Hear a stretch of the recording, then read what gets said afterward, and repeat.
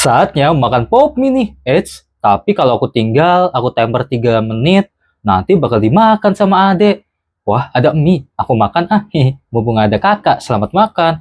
Wah, kalau kayak gini bisa bahaya. Pasti mie-nya habis. Aha, kakak punya ide. Ambil air panas, terus tempelin ke dalam cup mie-nya. Biar rapat lagi guys, kayak disegel. Nah, itu cara oke, kita amati ya. Wah, ada pop mie. Aku mau makan ah. Tapi kok nggak bisa dibuka?